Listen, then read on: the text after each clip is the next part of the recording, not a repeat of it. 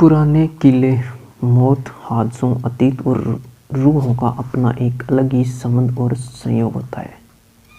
ऐसी कोई जगह जहाँ मौत का साया बनकर आत्माएं घूमती हो, उन जगहों पर इंसान अपने डर पर काबू नहीं कर पाता है। दुनिया भर में कई ऐसे पुराने किले हैं जिनका अपना एक अलग ही काला अतीत है और वहाँ आज भी आत्माओं का वास है। भानगढ़ का किला भारत में सबसे प्रेतवादित स्थान के रूप में जाना जाता है और शायद सबसे बड़ा अनसुलझा रहस्य भी है। आइए जानते हैं भानगढ़ किले की कहानी। भानगढ़ का किला 16वीं शताब्दी में बनवाया गया था। इस किले को आमेर के राजा भगवंत दास ने 1573 ईस्वी में बनवाया था। यह किला बसने के बाद 300 वर्षों तक आबाद रहा।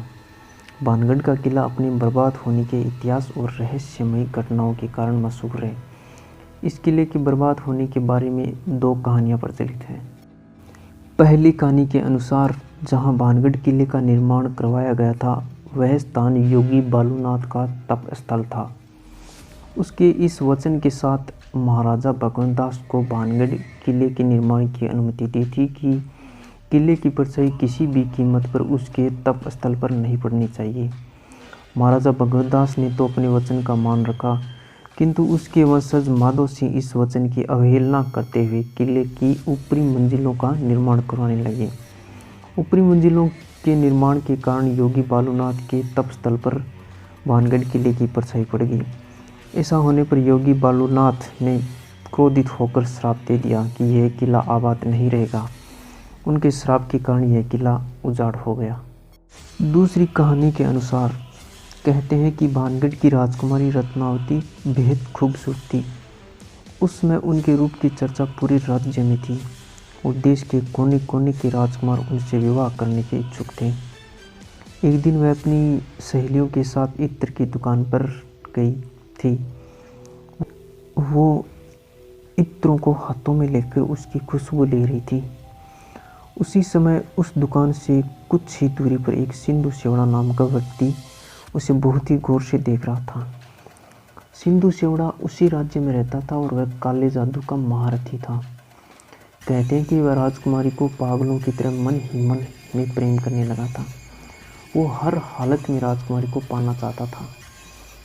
इसलिए उसने उस दुकान के पास आकर एक इत्र की बोतल, जिसे रानी पसंद कर रही थी, उसने उस बोतल पर काला जादू कर दिया, जो राजकुमारी के वशीकरण के लिए किया गया था। लेकिन इस बात का पता राजकुमारी को लग गया। राजकुमारी रत्नावती ने उस इत्र की शीशी को उठाया और वहीं पास के एक पत्थर पर जोर से पटक दिया और वह शीशी टूट गई। सारा इत्र उस पत्थर पर फैल गया। कहते हैं कि काले जादू के असर के कारण वह पत्थर तांत्रिक के पीछे चल पड़ा और तांत्रिक को कुचल दिया, जिससे तांत्रिक की मौत हो गई। मरने से पहले तांत्रिक ने श्राप दिया कि इस किले में रहने वाले सभी लोग जल्द ही मर जाएंगे और वे दोबारा जन्म नहीं ले सकेंगे और उनकी आत्माएं इस किले में भटकती रहेगी। कहा जाता है कि तांत्रिक की मृत्यु के कुछ समय बाद ही भानगढ़ और अजबगढ़ के बीच लड़ाई हुई। उस लड़ाई में सभी लोग मारे गए। राजकुमारी रत्नावती भी उस श्राप से नहीं बच पाई। लोगों का मानना है कि भानगढ़ के किले में आज भी उनकी आत्माएं घूमती है। लोगों की माने तो इस किले में किसी की रोने की और चिल्लाने की तेज़ आवाज़ें आती हैं। कई बार यहाँ एक साए को भी भटकते हुए देखने की बात कही गई है। इन बातों में कितनी सच्चाई है कोई नहीं जानता है। रहस्यमय घटनाओं के कारण पुरातत्व विभाग द्वारा भानगढ़ किले को भूतहा घोषित कर दिया गया है। किले के प्रवेश द्वार पर उनके द्वारा बोर्ड लगाया गया है, जिसके अनुसार सूर्योदय से पहले और सूर्यास्त के बाद किले में प्रवेश वर्जित है। अगर वीडियो अच्छी लगे तो वीडियो को लाइक कर देना, चैनल को सब्सक्राइब कर देना। जय हिंद।